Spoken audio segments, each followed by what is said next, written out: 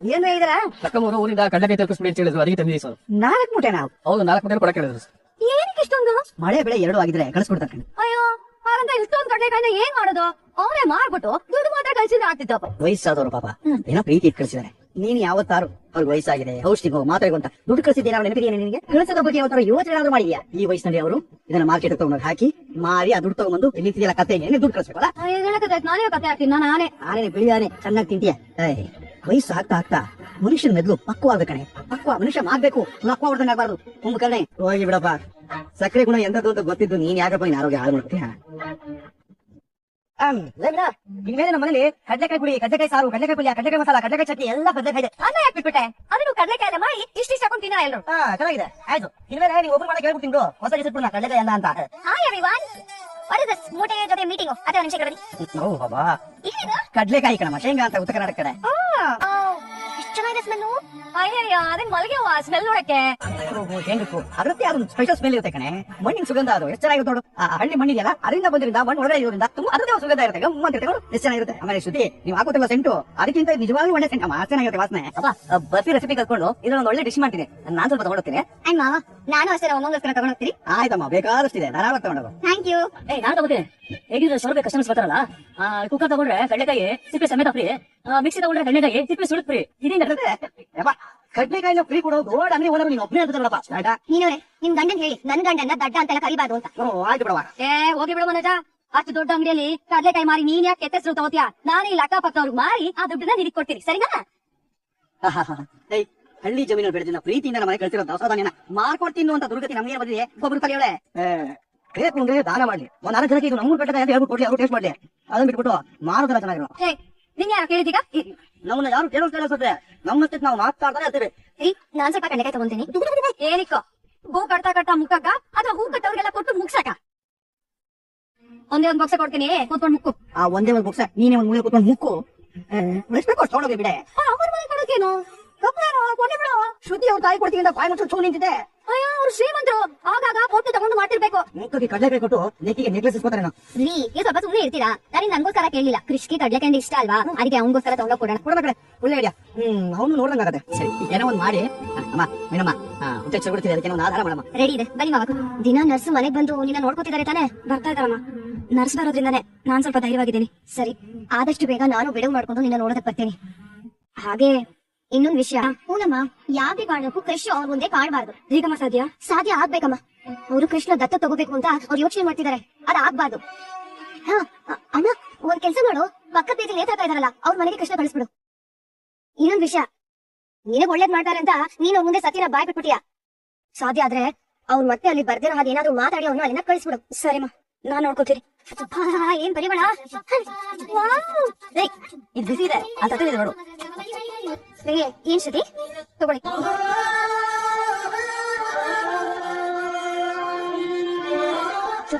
ಸಕ್ಕತ್ತಾಗಿದೆ, super. Thanks ಅದ್ಗೆ. ಶ್ರುತಿ ಹೇಗಿದೆ? Ultimate ಆಗಿದೆ. ಇದಕ್ಕೆ ಕಾಯಿ ತುರಿ ಡ್ರೈ ಫ್ರೂಟ್ಸ್ ಎಲ್ಲ ಹಾಕಿದೀನಿ, ಅದಕ್ಕೆ ಟೇಸ್ಟ್. ದೇವಿ, ನಾವ್ ಇದನ್ನ ಬಿಸ್ನೆಸ್ ಸ್ಟಾರ್ಟ್ ಮಾಡಿದ್ರೆ ಹೇಗೆ? ಶ್ರುತಿ, ನಮ್ಮ ಊರಲ್ಲೆಲ್ಲ foreign chocolates, north Indian sweets ಅಂತ ನಾವ್ ಮಾಡೋ ಸ್ವೀಟ್ಸ್ ತಿಂತಾ ಇದಾರೆ. ಈ ಬರ್ಫಿ ಎಲ್ಲ ಮರ್ತೋಗಿ ವರ್ಷಗಳಾಗೋಯ್ತು. ದೇವಿ, ನಮ್ಮ ಊರವ್ರು ತಿಂದ ಇದ್ರೆ ಏನಂದ್ರೆ, ನಾವು ಇದನ್ನ ಫಾರಿನ್ ಕಂಟ್ರೀಸ್ಗೆ ಎಕ್ಸ್ಪೋರ್ಟ್ ಮಾಡೋಣ. 10 ರೂಪಾಯಿ ಇರೋದನ್ನ 500 ರೂಪಾಯಿ ಸೇಲ್ ಮಾಡೋಣ, ಫುಲ್ ಆನ್ ಪ್ರಾಫಿಟ್. ಏನಂತೀರಾ? ಒಳ್ಳೆ ಐಡಿಯಾ ಶ್ರುತಿ. ಬಟ್ ಫಸ್ಟ್ ನಾವು ಒಂದು ಬೋರ್ಡ್ ಸ್ಟಾರ್ಟ್ ಮಾಡೋಣ, ಅದಾದ್ಮೇಲೆ ಮಾಡ್ಬೋದು. ಅದೇ ನೀವು ಆ ಚಿಕ್ಕ ಹುಡುಗನ ನೋಡ್ಬೇಕು ಅಂತ ಹೇಳ್ತಾರಲ್ವಾ, ಇದನ್ನ ತಗೊಂಡೋಗಿ ಅವ್ಗೆ. ಎಲ್ಲ ಬೇಡ ರವಿ, ಸ್ವಲ್ಪ ತಗೊಂಡೋಗ್ತೀನಿ ಅಷ್ಟೇ. ಪರವಾಗಿಲ್ಲ, ತಗೊಂಡೋಗಿ. ರವಿ, ಏನೋ ಒಂದು ಟೇಸ್ಟ್ ಕೊಟ್ಟೆ ಓಕೆನಪ್ಪ. ಯಾರ್ಯಾರು ಕೊಡಬೇಕು ತಗೊಂಡೋಗ್ತಾರೆ ಅಂತಂದ್ರೆ ನಾನು ಕೊಡ್ಬೇಕು. ಇದನ್ನ ನಮಗೋಸ್ಕರ ಮಾಡಿರೋದು. ನೋಡ್ರಿ, ನೀವೇ ನನಗೆ ಕೊಡ್ಬೇಕಾಗಿಲ್ಲ. ನನ್ ಭಾಗಕ್ಕೆ ಬಂದಿರೋದು ನನ್ನ ಹತ್ರನೇ ಇರುತ್ತೆ, ಅಷ್ಟೇ ಸಾಕು. ನೀನ್ ಯಾಕೆ ಇವ್ರ ಹತ್ರ ಮಾತಾಡ್ತಿದ್ಯಾ? ನಾನು ಇವ್ರ ಹತ್ರ ಡಿಸ್ಟೆನ್ಸ್ ಮೇಂಟೈನ್ ಮಾಡಬೇಕು, ದೂರ ಇರಬೇಕು ಅಂತ ಹೇಳಿಲ್ಲ. ನಾನು ಹಾಗೆ ಇದೀನಿ, ನನಗೆ ನೀವೇನ್ ಕೊಡ್ಬೇಕಾಗಿಲ್ಲ. ಏನ್ ನೀನು ಜೋರ್ ಮಾಡಿದ್ಯಾ? ಇವ್ರ ಕಡೆ ಮಾತಾಡೋದಕ್ಕೆ ಹೇಳಿದೆ. ಇವ್ರು ದೊಡ್ಡ ಮಾರಾಣಿ, ಎಲ್ಲರೂ ಮುಂದೆ ಕೈ ಕಟ್ಕೊಂಡು ನಿಂತ್ಕೊಂಡು ಮಾತಾಡ್ಬೇಕೇನೋ. ಹೋಗೆ ಹೋಗೆ ಹೋಗು. ಶ್ರುತಿ, ನೀನ್ ಕರೆಕ್ಟ್ ಆಗಿ ಹೇಳಿದ್ಯಮ್ಮ. ಅದು ಅವ್ರು ಯಾರ್ಯಾರಿಗೋ ತಗೊಂಡು ದಾನ ಮಾಡ್ತಾರೆ, ಅದಕ್ಕೆ ನಾವು ಕಷ್ಟಪಟ್ಟು ಅವ್ರಿಗೆ ಮಾಡ್ಕೊಡ್ಬೇಕಾ? ರವಿ, ತುಂಬಾ ಚೆನ್ನಾಗಿದೆ ಕಣೋ, ಇದನ್ನೇ ಮಾಡ್ಕೊಂಡು ದುಡ್ಡು ಸಂಪಾದನೆ ಮಾಡ್ಬೋದು ನಾವು. ನಾನು ಅದೇ ಹೇಳಿದೆ, ನಮ್ಗೆ ಸ್ವಲ್ಪ ಬಾಕ್ಸ್ ಹಾಕೊಡು, ಕಸ್ತೂರಿ ಮನೆಗೆ ಹೋಗ್ತಾ ಇದೀನಿ. ಅವ್ರಿಗೆ ಇದೆಲ್ಲ ತುಂಬಾ ಇಷ್ಟ ಆಗುತ್ತೆ. ತಿಂದು ಇನ್ನು ಸ್ವಲ್ಪ ದಪ್ಪ ಕುಟ್ಕೊಂಡು ಶ್ರುತಿ, ನೀವು ಕರೆಕ್ಟ್ ಆಗಿ ಮಾಡ್ಕೋತಿದ್ಯಾ? ಯಾರ್ಯಾರನ್ನ ಎಲ್ಲೆಲ್ಲಿ ಇಡಬೇಕು ಅಲ್ಲೇ ಇರ್ಬೇಕು. ಸರಿ, ಬರ್ತೀನಿ. ಕುಳ್ಳು ಬಿಟ್ಟ ಹುಷಾರ್ ಜೋಯ. ಸಾರಿ ಸಾರಿ ಮೀನಾ ಅವ್ರೆ, ಓವರ್ ಯಾಕೆ ಮಾಡ್ಬಿಟ್ಟೆ? ಶ್ರುತಿ, ನಾನ್ ಬರ್ತೀವಿ ಬಿಸ್ನೆಸ್ ಮಾಡ್ಬಿಡು. ಆಕ್ಚುಲಿ ನೀವಿಬ್ರು ನಿಮ್ ಆಕ್ಟಿಂಗ್ ಕೆರಿಯರ್ ಶುರು ಮಾಡ್ಬೋದು. ಅಯ್ಯೋ ಸುಮ್ನೆ ಇರೋ ರವಿ, ನಾವಿಬ್ರು ಈ ರೀತಿ ಮಾತಾಡ್ತಿರೋದು ಆಡ್ತಿರೋದು ನಾಟಕ ಅಂತ ಗೊತ್ತಾಗಿದ್ದೀನೇ ನಮ್ಮಿಬ್ರು ಬಾಂಡಿಗೆ ಹಾಕಿ ಚೆನ್ನಾಗಿ ಹೊದ್ಬಿಟ್ಟಾರಷ್ಟೇ. ಹಾಗೆಲ್ಲ ಮಾಡಕ್ ನಾನ್ ಬಿಟ್ಬಿಡ್ತೀನ? ಏನೋ ನೀನ್ ಹೇಳಿದ್ರಿ ಅಂತ ನಾನು ನಾಟಕ ಮಾಡ್ದೆ ಅಷ್ಟೇ. ಏನಾದ್ರು ನನ್ನ ರೇಗಡ ಬಂದ್ರೆ ಈ ಮುಚ್ಚ ಕೈನ ಕಾಯ್ತಿ ಬರೆ ಹಾಕ್ಬಿಡ್ತೀನಿ ಅಷ್ಟೇ ಅವ್ರಿಗೆ. ಶ್ರುತಿ, ಅವ್ರು ನಮ್ಮಮ್ಮ. ಅಯ್ಯೋ ನಮ್ಮಮ್ಮ ಆಗಿದ್ರು ನಾನು ಹೀಗೆ ಮಾಡ್ತಿದ್ದೆ ರವಿ. ಓಕೆ ಫೈನ್, ಅದೆಲ್ಲ ಬಿಡು. ಮೀನಾ ಅವ್ರಿಗೆ ಈ ಪರ್ಫ್ಯೂಮ್ ಎಲ್ಲ ಪ್ಯಾಕ್ ಮಾಡು, ಜಾಸ್ತಿ ಹಾಕೊಡು. Okay madam. ಅಮ್ಮ ಏನಾಯ್ತು, ನಿಮ್ ಆರೋಗ್ಯ ಸರಿ ಇಲ್ವಾ? ಯಾಕಮ್ಮ ಜ್ವರ ಅದ? ಏನಕ್ಕೆ? ಇವ್ರಿಗೆ ಆಗಾಗ ಬಿಪಿ ಜಾಸ್ತಿ ಆಗಿ ತಲೆ ಸುತ್ತ ಬರುತ್ತೆ. ರೀಸೆಂಟ್ ಆಗಿ ಮೈಲ್ಡ್ ಅಟ್ಯಾಕ್ ಆಗಿದೆ. ಹೆದರೋಂತದೇನಿಲ್ಲ, ಕರೆಕ್ಟ್ ಟೈಮ್ಗೆ ಮಾತ್ರೆ ಸಿರಪ್ ಎಲ್ಲ ತಗೊಂಡ್ರೆ ಸರಿ ಹೋಗುತ್ತೆ. ಏನಮ್ಮ ನೀವು ಈ ಟೈಮಲ್ಲಿ ಒಬ್ಬರೇ ಕಷ್ಟಪಡ್ತಿದ್ದೀರಲ್ಲ, ಅಲ್ಲಿ ನಮ್ಗೊಂದು ಫೋನ್ ಮಾಡಿದ್ರೆ ನಾವು ಬಂದು ನೋಡ್ಕೊಂತಿರ್ಲಿಲ್ವಾ? ಪರವಾಗಿಲ್ಲಮ್ಮ, ತುಂಬಾ ತೊಂದರೆ ಏನಾಗಿಲ್ಲ. ಹೌದು, ಕ್ರಿಶ್ಚಿಯನ್ ಎಲ್ಲೂ ಕಾಣಿಸಲ್ಲ. ಅವನು ಸ್ಕೂಲ್ ಹೋಗಿದ್ದಾನಮ್ಮ. ಇಷ್ಟೊತ್ತಿಗೆ ಸ್ಕೂಲ್ ಬಿಟ್ಬಿಡ್ತಾರಲ್ವಾ, ಅದಕ್ಕೆ ನಾವು ಕರೆಕ್ಟ್ ಟೈಮ್ ಬಂದು ನೋಡ್ಕೊಂಡು ಹೋಗೋಣ ಅಂತ ಬಂದ್ವಿ. ಹಂಗೆ ಕಡ್ಲೆಕಾಯಿ ಇಷ್ಟ ಅಲ್ವಾ, ಅದಕ್ಕೆ ತಗೊಂಡ್ ಬಂದಿದ್ದೀನಿ. ಅಮ್ಮ, ಇದು ಸ್ಪೆಷಲ್ ಕಡಲೆಕಾಯಿ ನೋಡಿ, ನಮ್ ದೊಡ್ಡಲ್ಲೇ ಬೆಳೆದಿರೋದು. ಅಮ್ಮ ಎಲ್ಲಿ ಕ್ರಿಶು? ಅವನು ನನ್ ಸಂಬಂಧಿಕ ಮನೆಗೆ ಹೋಗಿದ್ದಾನಪ್ಪ. ಒಬ್ಬನೇ ಹೋಗಿದ್ದಾನೆ? ಇಲ್ಲಪ್ಪ, ನನ್ಗೀಗಾಗಿರೋದ್ರಿಂದ ನನ್ ಕೃಷ್ಣ ಸರಿಯಾಗಿ ನೋಡ್ಕೊಳಕ್ ಆಗ್ತಿರ್ಲಿಲ್ಲ. ಅದಕ್ಕೆ ಅವ್ರನ್ನ ಬರಕ್ ಹೇಳಿ ಸ್ವಲ್ಪ ದಿನ ಅವ್ರ ಮನೆಗೆ ಕಳ್ಸಿದೀನಿ. ಅವ್ನ ಅಲ್ಲಿಂದಲೇ ಸ್ಕೂಲ್ಗೆ ಹೋಗ್ತಿದ್ದಾನೆ. ಯಾಕಮ್ಮ ಮಗುನ ಯಾರ ಮನೆಗೂ ಕಳಿಸ್ತೀರಾ? ಅಲ್ಲಮ್ಮ, ನಿಮ್ ಮಗಳಿನ ಬಂದಿಲ್ವಾ? ಅಲ್ಲ, ನಿಮ್ಗೆ ಹುಷಾರಿಲ್ಲ ಅನ್ನೋ ವಿಷಯ ನಿಮ್ ಮಗಳು ಗೊತ್ತಾ? ಗೊತ್ತಮ್ಮ, ಅವಳೆ ಹಾಸ್ಪಿಟಲ್ ಮಾತಾಡಿ ಈ ನರ್ಸ್ನ ನನ್ನ ನೋಡ್ಕೊಳಕ್ಕೆ ಕಳ್ಸಿರೋದು. ಅಮ್ಮ ನನ್ ಸ್ವಲ್ಪ ಕೆಲ್ಸ ಇದೆ, ನಾನು ಹೊಟ್ಟೆ ಅಮ್ಮ. ಸರಿಮ್ಮ, ನೀನು ಹೋಗ್ಬಾ. ಏನಮ್ಮ ಇದು? ಎತ್ತು ತಾಯಿಗೆ ಹುಷಾರಿಲ್ಲ ಅಂತಂದ್ರೆ ಮಗಳು ಬಂದು ನೋಡ್ಕೊಳೋದಿಲ್ವಾ? ಯಾರೋ ಮೂರನೇ ಬಂದು ನೋಡ್ಕೋಬೇಕಾ? ಅದು ಅವಳಿಗೆ ಕೆಲಸ ಅಂತ. ಅಲ್ಲಮ್ಮ, ಎಷ್ಟು ದೊಡ್ಡ ದೊಡ್ಡ ಕೆಲಸದಲ್ಲಿದ್ರು ಆಯ್ತು ತಂದೆ ತಾಯಿಗೋಸ್ಕರ ಅವ್ರ ಕೆಲಸ ಬಿಟ್ಟು ಬರೋ ಮಕ್ಕಳು ನೋಡಿದೀವಿ ಗೊತ್ತಾ? ನಾನು ಬರೀ ದುಡ್ಡನ್ನೇ ಸಂಪಾದನೆ ಮಾಡ್ಕೊಂಡಿದ್ರೆ ಪುಣ್ಯ ಸಂಪಾದನೆ ಮಾಡೋದು ಯಾವಾಗಮ್ಮ? ಈಗಾದ್ರೂ ಒಂದು ಫೋನ್ ಮಾಡ್ಕೊಡಿ. ಬೂರಮ್ಮ, ಇವತ್ತು ನಂಬರ್ ಕೊಡಲ್ಲ ಅಂತ ಹೇಳಂಗಿಲ್ಲ. ಇಲ್ಲ ಹೇಳಿ, ನಂಬರ್ ಇದೆ 98452 ಅಲ್ಲಪ್ಪ ಯಾಕಂದ್ರೆ ಏನಾಯ್ತು? ಇದಕ್ಕೆಲ್ಲ ಒಂದೇ ದಾರಿ ಇರೋದು. ನಾವು ಇದ್ರ ಬಗ್ಗೆ ಒಂದ್ ಸ್ವಲ್ಪ ದಿನ ಬಿಟ್ಟು ನಿಮ್ಗೆ ಹೇಳ್ಬೇಕು ಅಂತ ಅನ್ಕೊಂಡ್ವಿ. ಆದ್ರೆ ಹಿಂಗ್ ಲೇಟ್ ಮಾಡೋದು ಸರಿ ಅಂತ ಅನಿಸ್ತದೆ. ನಮ್ಮನ್ನ ಕಂಡ್ರೆ ತುಂಬಾ ಇಷ್ಟ, ನಾವು ಚೆನ್ನಾಗಿ ನೋಡ್ಕೋತೀವಮ್ಮ. ಅಲ್ಲಪ್ಪ, ಈಗ ಸಡನ್ ಆಗಿ ನಾವು ತುಂಬಾ ದಿನದಿಂದ ಇದ್ರ ಬಗ್ಗೆ ಯೋಚನೆ ಮಾಡ್ತಾ ಇದ್ವಿ. ಅದು ಸರಿಯಾದ ಟೈಮ್ ನೋಡ್ಕೊಂಡು ಹೇಳೋಣ ಅಂತ ಅನ್ಕೊಂಡಿದ್ವಿ. ಈಗ ನಿಮ್ ಸ್ಥಿತಿ ನೋಡ್ತಾ ಇದ್ರೆ ಇದಕ್ಕಿಂತ ಒಳ್ಳೆ ಸಮಯ ಸಿಗೋದಿಲ್ಲ ಅಂತ ಅನಿಸ್ತಾ ಇದೆ. ಅದು ಅರ್ಥ ಆಗತ್ತಮ್ಮ, ಅರ್ಥ ಆಗತ್ತೆ. ಮಗಳು ದೂರ ಆಗಿದ್ದಾಳೆ, ಇವಾಗ ಮೊಮ್ಮಗನು ನನ್ನಿಂದ ದೂರ ಮಾಡಿ ನನ್ನ ಅನಾಥೆ ಮಾಡ್ಬೇಕು ಅಂತ ನೋಡ್ತಾ ಇದ್ದೀರಾ ಅಂತ ನಿಮ್ ಯೋಚನೆ ಅಲ್ವಾ? ಅದ್ರ ಬಗ್ಗೆ ನೀವು ವರಿನೇ ಮಾಡ್ಬೇಡಿ. ನಿಮ್ಮನ್ನ ನಮ್ಮ ಅಜ್ಜಿ ಮಾಡಿ ನಿಲ್ಸ್ಕೊತೀನಿ. ರಚನೆ ಹೇಳಿ ಗೊತ್ತಲ್ಲ ನಿಮ್ಗೆ, ಇಲ್ಲ ಅದ್ರದಲ್ಲೇ ಇರೋದು. ಅವನನ್ನ ನಾವು ತುಂಬಾ ಇಷ್ಟಪಡ್ತೀವಿ, ಹೆತ್ತು ಮಗನ್ಗಿಂತ ಹೆಚ್ಚಾಗಿ ನೋಡ್ಕೊಂತೀವಿ. ಅಮ್ಮ, ಇವಕ್ಕೆ ಚಿಕ್ಕ ವಯಸ್ಸಿಂದ ತಾಯಿ ಪ್ರೀತಿ ಏನಾದ್ರೂ ಸಿಕ್ಕಿಲ್ಲ. ಈಗ ಕೃಷ್ಗೂ ಹಾಗೆ ಆಗ್ತಿದೆ. ಇವ್ರಿಗೆ ಆ ನೋವು ಏನು ಅನ್ನೋದು ಗೊತ್ತಿರೋದ್ರಿಂದಾನೆ ಕೃಷ್ಗೆ ಆ ಪರಿಸ್ಥಿತಿ ಬರಬಾರ್ದು ಅಂತ ಯೋಚನೆ ಮಾಡ್ತಿದ್ದಾರೆ. ಅಮ್ಮ ನೋಡಿ, ಇವ್ರು ಅವ್ನಿಗೆ ಒಳ್ಳೆ ಅಪ್ಪ ಆಗ್ತಾರೆ ಅನ್ನೋ ಗ್ಯಾರಂಟಿನ ನಾನ್ ಕೊಡ್ತೀನಮ್ಮ. ಅವ್ನ ಮುಂದಿನ ಜೀವನದ ಬಗ್ಗೆ ಯೋಚನೆ ಮಾಡಿ. ನೀವು ನಮ್ಮ ಅಜ್ಜಿ ಮಾಡಿದ್ರಿ, ನೀವು ಯಾವಾಗ ಕೃಷ್ಣ ನೋಡ್ಬೇಕು ಅಂತ ಆಸೆ ಆಗುತ್ತೋ ಅವಾಗ ನೀವು ನಮ್ಮನೆ ಬಂದ್ಬಿಡಿ. ನಾವು ನಮ್ಮ ಅಭಿಪ್ರಾಯ ನಿಮ್ಗೆ ಹೇಳಿದ್ವಿ, ನೀವೇನ್ ಹೇಳ್ತೀರಮ್ಮ? ಅಲ್ಲಪ್ಪ, ನೀವು ಗಿಡೇನಂತ ಬಂದ್ ಕೇಳ್ಬಿಟ್ರೆ ನಾನು ಏನ್ ಹೇಳ್ಬೇಕು ಅಂತ ಯೋಚನೆ ಮಾಡಕ್ಕೂ ಆಗ್ತಿಲ್ಲ. ನೀವು ತುಂಬಾ ಚೆನ್ನಾಗಿ ಯೋಚನೆ ಮಾಡಿ ಟೈಮ್ ತಗೊಂಡು ಆಮೇಲೆ ನಿಮ್ ನಿರ್ಧಾರನ ಹೇಳಿ ಅಮ್ಮ.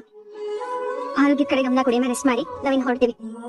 ವಿಶ್ವ ಕಣ್ಣು ಕಾಣಿಸಿಲ್ಲ ತಾನೆ? ಇಲ್ಲ, ನೀನ್ ಹೇಳ್ದಾಗೆ ಅವನ್ನ ನೇತ್ರ ಮನೆ ಕಳ್ಸಿದೆ. ಹಾಗೆ ಅವ್ರ ಇನ್ನೊಂದ್ ವಿಷಯ ಹೇಳಿದ್ರು. ಏನು ಹೇಳ್ತೀನಿ, ಆದ್ರೆ ನಂದವ್ರ ಮಾತು ಸರಿ ಅನ್ಸ್ತು. ಮೊದ್ಲು ಅವ್ರು ಏನ್ ಹೇಳಿದ್ರು ಅನ್ನೋದನ್ನ ಹೇಳ್ತೀಯಾ? ನಮ್ ಕೃಷ್ಣ ದತ್ತ ತಗೋಬೇಕು ಅನ್ಕೋತಾ ಇದಾರೆ. ಅನ್ಕೊಂಡೆ, ಇದೇನ್ ನೆಪ ಇಟ್ಕೊಂಡೆ ಕಡ್ಲೆಕಾಯಿ ತಗೊಂಡ್ ಕೊಟ್ಟಿರೋದು. ಅದಕ್ಕೆ ನೀನೇನದೆ? ಅವ್ರ ಉದ್ದೇಶ ತುಂಬಾ ಒಳ್ಳೇದಾಗಿದೆ ಕಲ್ಯಾಣಿ. ಕೃಷ್ಣ ನನ್ನ ಮಗ, ಯಾವ್ದೇ ಕಾರಣಕ್ಕೂ ಕೃಷ್ಣ ನಾನು ಯಾರು ಕೊಡೋದಿಲ್ಲ. ನಿನ್ ಮಗನ ಆ ಪ್ರೀತಿ ನೀನ್ ಅವ್ನು ಕೊಡ್ತಾ ಇದೀಯಾ? ನೀನೇ ಅವನಿಗೆ ತಾಯಿ ಅಂತ ಅವನಿಗೆ ಗೊತ್ತಾಗಿ ಇನ್ನು ಸ್ವಲ್ಪ ದಿನನೇ ಆಗಿರೋದು. ಇಷ್ಟು ದಿನ ಏನೋ ನಿಮ್ ಮುದ್ಕಿ ಆ ಮಗುನ ನಿನ್ ಜವಾಬ್ದಾರಿ ಅಂತ ನೋಡ್ಕೊಂತಿದ್ದೆ ಅಷ್ಟೇ. ಆದ್ರೆ ಅವ್ರಾಗಲ್ಲ ಕಲ್ಯಾಣಿ. ಏನಮ್ಮ ನಿನ್ ಮಾತಿನ ಅರ್ಥ? ನನಗಿಂತ ಚೆನ್ನಾಗಿ ಕೃಷ್ಣ ನೋಡ್ಕೋತಾರೆ ಅಂತ್ಯಾ? ಹೌದು, ಅವರು ಕೃಷ್ಣ ಭವಿಷ್ಯದ ಬಗ್ಗೆ ಯೋಚನೆ ಮಾಡ್ತಿದ್ದಾರೆ. ಅವ್ನಿಗೆ ಒಂದ್ ಒಳ್ಳೆ ಭವಿಷ್ಯ ರೂಪಿಸಬೇಕು ಅಂತ ತೀರ್ಮಾನ ಮಾಡಿದ್ದಾರೆ. ಹೀಗೆ ಏನಾದ್ರೂ ಇಮೋಷನಲ್ ಆಗಿ ಮಾತಾಡಿ ನಿಮ್ ಬ್ರೈನ್ ವಾಶ್ ಮಾಡ್ತಾರೆ ಅಂತ ನಾನು ಅನ್ಕೊಂಡಿದ್ದೆ.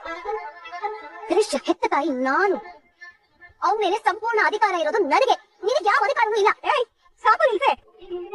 ಇಷ್ಟು ವರ್ಷ ನನ್ನ ಮೊಮ್ಮಗನ ನಾನು ಸಾಕಿ ಬೆಳೆಸಿರೋದು. ಅವನಿಗೆ ತಿನ್ಸಿ ಕುಡಿಸಿ ಅವನಿಗೆ ಸ್ನಾನ ಮಾಡಿ ನಾನೇ ಆಡಿಸಿ ಮಲಗಿಸಿದ್ದು ನಾನು.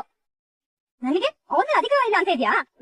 ಈಗ ಏನ್ ಹೇಳ್ತಿದ್ಯಾ ನೀವು? ಸೂರ್ಯ ಮೀನ ಕೇಳಿದ್ರೆ ತಪ್ಪೇನಿದೆ? ಅಮ್ಮ, ನಾನು ಮತ್ತೆ ಹೇಳ್ತಾ ಇದೀನಿ, ಕೃಷ್ಣ ನನ್ ಕೊಡಲ್ಲ ಅಂತ ಅವ್ರಿಗೆ ಕ್ಲಿಯರ್ ಆಗಿ ಹೇಳ್ಬಿಡು. ನಾನೇ ಹೇಳ್ಬೇಕು ಅಚ್ಚೆ. ಈಗ ನನ್ನ ಮಗ ನಿನಗೆ ಭಾರ ಆಗಿದ್ದಾನೆ. ಅದಕ್ಕೆ ಕೃಷ್ಣ ಕೈ ಕೊಟ್ಟು ಕೈ ತಗೋಬೇಕು ಅಂತ ಡಿಸೈಡ್ ಮಾಡ್ಬಿಡ್ತೀಯ. ಹೀಗೆ ತಾನೆ ನಾನು ಭಾರ ಅಂತ ಯಾವಂತ ಈಗ ನನ್ನ ಕೊಟ್ಟು ಕೈ ತಗೊಂಡಿದ್ದು. ನಾನು ಓದ್ತಾ ಇದ್ದೀನಿ. ನನ್ನ ಮಗನಿಗೆ ಏನ್ ಸರಿ ಅನ್ನೋದು ನನಗ್ ಚೆನ್ನಾಗ್ ಗೊತ್ತು.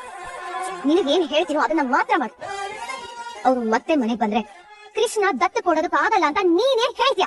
ನಾನು ಏನು ಮಾಡ್ತೀನೋ ನನಗೆ ಗೊತ್ತು. ಕೃಷ್ಣ ಮನೆಗೆ ಹೋಗಿದ್ದೀರಾ? ಹೇಗಿದ್ದಾರೆ ಅವ್ರ ಅಜ್ಜಿ ಮತ್ತೆ ಕೃಷಿ ಎಲ್ಲ? ಎಲ್ಲರೂ ಚೆನ್ನಾಗಿದ್ದಾರೆ. ಹೋಗ್ ಬಂದ್ರಿ. ಏನ್ರಯ್ಯ ಇಲ್ಲಿಂದ ಹೋಗುವಾಗ ಅಷ್ಟೊಂದು ಖುಷಿಯಾಗಿದ್ರಿ, ಬರುವಾಗ ಯಾಕೆ ಮುಖ ಬಾಡೋಗಿದೆ? ಅದೇನಂದ್ರೆ ಮಾವ, ಏನಪ್ಪ ಅದು ವಿಶ್ವ ಅಜ್ಜಿ ನೆನ್ಸ್ಕೊಂಡ್ರೆ ಸ್ವಲ್ಪ ಸ್ವಲ್ಪ ಭಯ ಆಗ್ತದೆ. ಯಾಕೆ ಮಾವ ಅವ್ರ ಆರೋಗ್ಯ ಸರಿ ಇಲ್ಲ. ಆಗಾಗ ಅವ್ರ ಆರೋಗ್ಯ ತುತ್ತಿರ್ತವೆ, ಯಾಕೆ? ನನಗೂ ಸರಿಯಾಗಿ ಗೊತ್ತಿಲ್ಲ ಮಾವ. ಎಲ್ಲಾ ಟೆಸ್ಟು ಮಾಡ್ಸಿದಾರಂತೆ. ನಾವು ಹೋದಾಗ ಹಾಸಿಗೆ ಹಿಡಿದಿದ್ರು, ಮೇಲೆ ಹೇಳಕ್ಕೂ ಆಗ್ತಿಲ್ವಂತೆ. ಅವ್ರ ಜೊತೆ ಯಾರು ಇಲ್ವಮ್ಮ? ಅಷ್ಟು ಚಿಕ್ಕ ಮಗು ಜೊತೆ ಇಟ್ಕೊಂಡು ಒಬ್ಬರೇ ಅಜ್ಜಿ ನೋಡ್ಕೊಳ್ಳೋ ಕಷ್ಟ ಆಗಲ್ವಾ? ಅವ್ರ ಜೊತೆ ಒಬ್ರು ನರ್ಸ್ ಇದ್ರು ಮಾವ. ಅವ್ರ ಬಗ್ಗೆ ಒಬ್ರು ನರ್ಸನ್ನ ಅರೇಂಜ್ ಮಾಡಿದಾರೆ ಅಂತ ಹೇಳಿದ್ರು. ರಮೇಶವನೇ ಅವ್ರ ಮಗಳು ಇನ್ನು ಅವ್ರು ನೋಡಕ್ ಬರ್ಲೇ ಇಲ್ವಾ? ಅವ್ರು ಬಾಳ ಇರಷ್ಟು ಬಿಡಪ್ಪ. ಅವ್ರದೆಲ್ಲ ಅದು ಏನು ಜನ್ಮಗಳು ಅಂತ ಗೊತ್ತಾಗ್ತಾ ಇಲ್ಲ. ನಮ್ಮನೇಲಿ 5 ಡಿಗ್ರಿ ಮಾಡ್ಕೊಂಡು ಯಾವ್ದಕ್ಕೂ ಪ್ರಯೋಜನ ಬಾರದೆ ಬಿದ್ದಿರಲ್ಲ. ಈಗೇನು ಹಂಗೆ ಅನ್ಸುತ್ತೆ. ಅದೇ ಅದಕ್ಕೆ ಕೇಳಿ ಅವಳು ಇಂಥ ಟೈಮಲ್ಲಿ ಹೆತ್ತ ತಾಯಿನ ಯಾರು ನೋಡೋದಕ್ಕೆ ಬರ್ದೇ ಇರ್ತಾರಪ್ಪ. ರೀ, ಅಲ್ಲಿ ಅವ್ರ ಪರಿಸ್ಥಿತಿ ಹೇಗಿತ್ತು ಏನು? ಪರಿಸ್ಥಿತಿ ಹೆಂಗ್ ಬೇಕಾದ್ರೆ ಊಟ ಹಾಕಿದವಳ ಮರ್ತು ಬರೀ ದುಡ್ಡು ಮಾಡ್ಕೊಂಡೇ ಇದ್ಬಿಟ್ಟೆ ಅವಳ ಮಗಳು ಅಂತ ಕರೀತಾರ. ಏನ್ ತಗೊಳ್ತೀವಿ ಮೇಡಮ್? ಊಳೋದಾದ್ರೆ ಓಕೆ, ಆ ಅಡಿ 3 ಅಡಿ ಮಣ್ಣ ತೆರ್ಕೋತೀವಿ. ಅದೇ ಸೂಡೋದಾದ್ರೆ ಸೌದೆ ಕೂಡ ತಗೊಂಡೋಗೋದಿಲ್ಲ. ಆಯ್ತು ಕಣ. ಮಾವ ಅವ್ರ ನಂಬರ್ ಕೊಡಿ ಅಂತ ನನ್ಗೆ ಎಷ್ಟೋ ಸಲ ಕೇಳ್ಕೊಂಡೆ, ಆದ್ರೆ ಅವ್ರು ಕೊಡ್ಲಿಲ್ಲ. ಅವ್ರು ಚಂದ ಗೊತ್ತಿದೆ ಅನ್ಸಪ್ಪ. ಯಾರ ಬಗ್ಗೆ ಜಾತಿನೇ ಅಲ್ಲ ಅಮ್ಮ. ಅದೇ ನಮ್ ಕೈಲಿ ಸಿಕ್ಕಾಕೊಂಡಂಗೆ ಇದ್ದಿದ್ರೆ ಹಲ್ಲೆ ನಾಲ ಕೊಟ್ಟು ಅವ್ರ ಕೈಕಲ್ ಕಟ್ಟಾಕಿ ಅವ್ರ ತಾಯಿ ಮುಂದೆ ಕರ್ಕೊಂಡು ಸಾಕ್ಬಿಡ್ತಾ ಇದ್ದೆ. ಹಾಯ್ ಫ್ರೆಂಡ್ಸ್, ನಮ್ಮ ಚಾನಲ್ಗೆ ಸಬ್ಸ್ಕ್ರೈಬ್ ಮಾಡಿಕೊಳ್ಳಿ. ನಾಳೆಯ ಸಂಚಿಕೆಯಲ್ಲಿ ಏನಾಗ್ತದೆ ಅಂತ ನೋಡೋಣ. ಕೃಷ್ಣ ಮನೆಗೆ ಕರ್ಕೊಂಡು ಬರೋ ವಿಷಯನ ಇಲ್ಲಿ ರೋಹಿಣಿ ಕೇಳಿಸ್ಕೊಂಡು ಈ ವಿಷಯನ ಹೇಗಾದ್ರೂ ಮಾಡಿ ಅತ್ತೆ ಕಿವಿಗೆ ಮುಟ್ಟಿಸ್ಬೇಕು. ಇಲ್ಲ ಅಂದ್ರೆ ನಾನು ಅನ್ಕೊಂಡಿರೋ ಪ್ಲಾನ್ ಎಲ್ಲಾನು ಹಾಳಾಗ್ಬಿಡುತ್ತೆ. ಕೃಷ್ಣ ಬೇಕಾದ್ರೆ ಇವರು ಮನೆಗೆ ಕರ್ಕೊಂಡು ಬರ್ತಾರೆ ಅಂತ ಟೆನ್ಷನ್ ಮಾಡ್ಕೊಂಡು ರೋಹಿಣಿ ಹೋಗಿ ಅತ್ತೆ ಆ ಕೃಷ್ಣ ಮನೆಗೆ ಕರ್ಕೊಂಡು ಬರ್ತೀನಿ ಅಂತ ಸೂರ್ಯ ಮೀನಾ ಹೇಳ್ತಿದ್ದಾರೆ. ಅದು ನಿಮ್ಗೆ ಗೊತ್ತಿಲ್ಲದೆ ಎಲ್ಲಾನು ಪ್ಲಾನ್ ಮಾಡ್ಕೋತಿದ್ದಾರೆ ಅವರು ಅಂತ ರೋಹಿಣಿ ಹೇಳಿದಾಗ, ಅಯ್ಯೋ ಅಷ್ಟೇ ತಾನೇ, ಇವ್ರು ಬದುಕೋದೇ ಕಷ್ಟ ಆಗಿದೆ, ಇನ್ನು ಅವ್ರನ್ನ ಬೇರೆ ಕರ್ಕೊಂಡ್ ಬಂದು ಸಾಕ್ತಾರಂತ. ಸರಿ ಅದೇಗ್ ಸಾಕ್ತಾರೋ ನಾನು ನೋಡೇ ಬಿಡ್ತೀನಿ, ಕರ್ಕೊಂಡ್ ಬಂದ್ರೆ ಕರ್ಕೊಂಡ್ ಬರ್ಲಿ ಬಿಡು ಅಂತ ಶಾಂತಿ ಹೇಳಿದಾಗ, ಅಯ್ಯೋ ಅತ್ತೆ ಏನ್ ಹೀಗೆ ಹೇಳ್ತಿದ್ದೀರಾ? ಅಲ್ಲ ಅವನ್ನೇನಾದ್ರು ಕರ್ಕೊಂಡ್ ಬಂದ್ರೆ ಮುಂದೆ ನಮ್ ಜೀವನ ಕಷ್ಟ ಆಗುತ್ತೆ. ಅವನನ್ನ ಯಾಕೆ ಬೆಳೆಸ್ಬೇಕು ನಾವು? ಅದು ನಮ್ಮ ಮನೇಲಿ ಇಟ್ಕೊಂಡು ಯೋಚನೆ ಮಾಡಿ ನೀವು ಸ್ವಲ್ಪ ಇದೆಲ್ಲ ಯಾಕೆ ಬೇಕು? ಈ ಸೂರ್ಯ ಮತ್ತೆ ಮೀನಾಗೆ ನೀವು ಹೋಗಿ ಮಾತಾಡಿ ಅತ್ತೆ, ಯಾವ್ದೇ ಕಾರಣಕ್ಕೂ ಬಿಡ್ಬೇಡಿ ಅಂತ ಹೇಳಿ ಇಲ್ಲಿ ರೋಹಿಣಿ ಹೇಳ್ತಿರ್ಬೇಕಾರೆ, ಅಯ್ಯೋ ರೋಹಿಣಿ ನೀನ್ ಯಾಕೆ ಇಷ್ಟೊಂದೆಲ್ಲ ಟೆನ್ಷನ್ ಮಾಡ್ಕೋತಾ ಇದ್ಯಾ, ಕರ್ಕೊಂಡ್ ಬರ್ಲಿ ಬಿಡು ಅಂತ ಹೇಳಿ ಇಲ್ಲಿ ಶಾಂತಿ ಹೇಳ್ತಾರೆ. ಅತ್ತೆ ಏನತ್ತೆ ಇದು, ನೀವು ಇದೇ ತರ ಹೇಳ್ತಿದ್ದೀರಾ? ಅಲ್ಲ ಕರ್ಕೊಂಡ್ ಬರ್ಲಿ ಅಂತ ಹೇಳಿದ್ರೆ ಅವರು ಇದೇ ಮನೇಲಿ ಎಲ್ಲ ಹಾಗಾದ್ರೆ ನಿಮ್ಗೇನು ಅಭ್ಯಂತರ ಇಲ್ವಾ ಹಾಗಾದ್ರೆ ಅಂತ ರೋಹಿಣಿ ಹೇಳಿದಾಗ, ಅಯ್ಯೋ ಇರತ್ತೆ ಕಣಮ್ಮ, ಏನ್ ಮಾಡಕ್ಕಾಗತ್ತೆ? ಈಗ ಏನಾದ್ರು ನಾನು ಕೇಳೋದಕ್ಕೆ ಹೋದ್ರೆ ಸುಮ್ನೆ ಜಗಳ ಆಗುತ್ತೆ. ಆ ಸೂರ್ಯ ಹೇಗೆ ಅಂತ ಗೊತ್ತಲ್ವಾ ನಿಮ್ಗೆ, ಸುಮ್ನೆ ಬಿಟ್ಟಾಕು ಅಂತ ಹೇಳಿ ಶಾಂತಿ ಹೇಳ್ತಾರೆ. ಹಾಗಂತ ಸುಮ್ನೆ ಇರಕ್ಕಾಗತ್ತಾ? ಹಾಗಾದ್ರೆ ಆ ಕೃಷ್ಣ ಮನೆ ಕರ್ಕೊಂಡ್ ಬಂದು ಇಲ್ಲೇ ಇಟ್ಕೊಂಡ್ರೆ ಏನು ತೊಂದ್ರೆ ಇಲ್ವಾ ನಿಮ್ಗೆ ಅಂತ ಹೇಳಿ ರೋಹಿಣಿ ಹೇಳಿದಾಗ, ತೊಂದ್ರೆ ಯಾಕಿರೋದಿಲ್ಲ, ಅವ್ರೇನಾದ್ರು ಮನೆ ಕರ್ಕೊಂಡ್ ಬಂದಾಗ ಆಗ ಇವ್ರನ್ನು ಮನೆಯಿಂದ ಹೊರಗಡೆ ಕಳಿಸ್ತೀನಿ. ಸಿಕ್ಕಿದ್ದ ಚಾನ್ಸು ಹೇಗೋ ಇವ್ರನ್ನ ಮನೆಯಿಂದ ಹೊರಗಡೆ ಕಳಿಸ್ಬೇಕು ಅಂತಿದ್ದೆ. ಈಗ ಅವನ್ನೇನಾದ್ರು ಕರ್ಕೊಂಡ್ ಬಂದಾಗ ನೀವು ಇಲ್ಲೇ ಇರ್ಬೇಕು ಅಂದ್ರೆ ಆ ಕೃಷಿ ಇರಬಾರ್ದು. ಅಕಸ್ಮಾತ್ ಏನಾದ್ರು ಅವನ ಜೊತೆಲೇ ಇರ್ಬೇಕು ಅಂದ್ರೆ ಮನೆ ಬಿಟ್ಟು ಹೋಗಿ ಅಂತೀನಿ. ಆಗ ಬೇರೆ ದಾರಿ ಇಲ್ಲದೆ ಅವರು ಹೋಗ್ತಾರೆ ಅಂತ ಹೇಳಿ ಶಾಂತಿ ಹೇಳಿ ಹೊರಟೋಗ್ತಾರೆ. ಅಯ್ಯೋ ದೇವ್ರೆ ಏನಪ್ಪಾ ಮಾಡ್ಲಿ, ಇವರು ಕೂಡ ಈಗ ನನ್ನ ಸಪೋರ್ಟಿಗೆ ಬರ್ಲಿಲ್ಲ, ನಾನು ಏನಾದ್ರು ಮಾಡ್ಲೇಬೇಕು ಅಂತ ಟೆನ್ಷನ್ ಮಾಡ್ಕೊಂಡು ಮೊದಲು ಅಮ್ಮನಿಗೆ ಫೋನ್ ಮಾಡಿ ಹೇಳ್ತೀನಿ, ಯಾವ್ದೇ ಕಾರಣಕ್ಕೂ ಕೃಷ್ಣ ಕಳ್ಸೋದಕ್ಕೆ ಒಪ್ಕೋಬೇಡ ಅಂತ ಇಲ್ಲಿ ರೋಹಿಣಿ ಅನ್ಕೋತಿರ್ತಾಳೆ. ಹಾಗೆ ಇಲ್ಲಿ ಪೂಜಾ ಮತ್ತೆ ರೋಹಿಣಿ ಇಬ್ರು ಕೂಡ ಕೃಷ್ಣ ಸ್ಕೂಲಿಗೆ ಸೇರಿಸಿ ಹಾಗೇನೆ ಅಡ್ಮಿಷನ್ ಮಾಡೋದಕ್ಕೆ ಅಂತ ಬಂದಿರ್ತಾರೆ.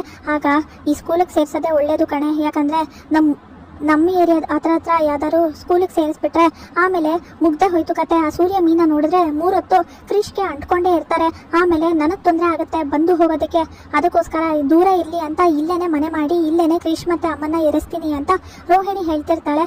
ಅದು ನಿಜಾನೇ, ನಿನಗ್ ಮಾತ್ರ ಅದೆಷ್ಟು ಕಷ್ಟ ಬರ್ತಿದ್ಯೋ ಏನೋ, ಮದ್ವೆ ಆದ್ಮೇಲೆ ನೀನ್ ಖುಷಿಯಾಗಾದ್ರೂ ಇರ್ತೀಯ ಅನ್ಕೊಂಡೆ, ಆದ್ರೆ ಈಗ ಆ ಸೂರ್ಯ ಮೀನಿಂದ ಎಲ್ಲ ನಿನ್ಗೆ ತೊಂದರೆನೇ ಆಗ್ತಿದೆ ಅಂತ ರೋಹಿಣಿ ಹತ್ರ ಹೇಳ್ತಿರ್ಬೇಕಾರೆ, ನಿಜಾನೇ ಹೇಳ್ತಿದ್ದೀನಿ ಕಣೆ, ನಾನು ನಿಜವಾಗ್ಲೂ ಆ ಸೂರ್ಯ ಮೀನ ನನ್ನ ಜೀವನದಲ್ಲಿ ಯಾಕಾದ್ರೂ ಬಂದ್ರು ಅಂತ ಅನ್ನಿಸ್ತಿದೆ. ಆ ಸೂರ್ಯನ್ಗೆ ಒಂದ್ ಸ್ವಲ್ಪ ಅನುಮಾನ ಬಂದ್ಬಿಟ್ರೆ ಮುಗ್ದೆ ಹೋಯ್ತು ಕತೆ. ಅದು ಅಲ್ಲದೆ ನಿನ್ನೆ ಮನೆಗೆ ಹೋಗಿ ಸೂರ್ಯ ಮತ್ತೆ ಮೀನಾ ನಿಮ್ ಮಗಳ ನಂಬರ್ ಕೊಡಿ, ನಾನು ಮಾತಾಡ್ತೀನಿ ಹಾಗೆ ಹೀಗೆ ಅಂತ ಹೇಳ್ತಿದ್ದಾರೆ. ನಾನು ಇಲ್ಲಿಗೆ ಬಂದಿಲ್ಲ ಅನ್ನೋದೇ ಅವ್ರಿಗೆ ದೊಡ್ಡ ಅನುಮಾನ ಏನೋ ಇದೆ, ಅದಕ್ಕೆ ನಾನು ಇವ್ರನ್ನೆಲ್ಲ ನೋಡಕ್ ಬರ್ತಿಲ್ಲ ಅಂತ ಈಗಾಗ್ಲೇ ಅವ್ರಿಗೆ ಅನುಮಾನ ಶುರುವಾಗಿದೆ. ಅಕಸ್ಮಾತ್ ಅದ್ಯಾರು ಅಂತ ತಿಳ್ಕೊಳ್ಳೇಬೇಕು ಅಂತ ಸೂರ್ಯ ಮೀನಾ ಏನಾದ್ರು ಪ್ರಯತ್ನ ಪಟ್ಟು ತಿಳ್ಕೊಳಕ್ ಹೊರಟೋದ್ರೆ ನಾನು ಎಲ್ಲಿ ಸಿಗಾಕೋಬಿಡ್ತೀನೋ ಅಂತ ಭಯ ಆಗ್ತಿದೆ ನನಗೆ. ಅಪ್ಪಿ ತಪ್ಪಿ ಕ್ರಿಶ್ ಜೊತೆ ಮಾತಾಡ್ಕೊಂಡು ಬಾಯಿ ಬಿಡಿಸ್ಬಿಟ್ರೆ, ಕ್ರಿಶ್ ಏನಾದ್ರು ಹೇಳ್ಬಿಟ್ರೆ ಅಂತ ಕೂಡ ಟೆನ್ಷನ್ ಇದೆ ನನಗೆ ಅಂತ ರೋಹಿಣಿ ಹೇಳಿ ಅಡ್ಮಿಷನ್ ಮಾಡಕ್ಕೆ ಅಂತ ಬರ್ತಾಳೆ. ಎಲ್ಲಾ ಫೈಲ್ಸ್ ನ ಕೊಟ್ಟು ನನ್ನ ಮಗನ್ನ ಸ್ಕೂಲಿಗೆ ಸೇರಿಸಬೇಕು ಅಂತ ಹೇಳ್ತಾರೆ. ಅರ್ಧ ವರ್ಷದಿಂದ ಸೇರಿಸ್ತಾ ಇದೀವಲ್ಲ, ಎಷ್ಟು ದುಡ್ಡು ಕಟ್ಬೇಕು ಅಂತ ಹೇಳಿದಾಗ, ಎಲ್ಲ ಪೂರ್ತಿನೇ ಕಟ್ಬೇಕಾಗತ್ತೆ, ನೀವು ಅರ್ಧ ವರ್ಷದಿಂದ ಎಲ್ಲ ನಾವು ಕಟ್ಟಿಸ್ಕೊಳ್ಳಲ್ಲ ಅಂತ ಹೇಳ್ತಾರೆ.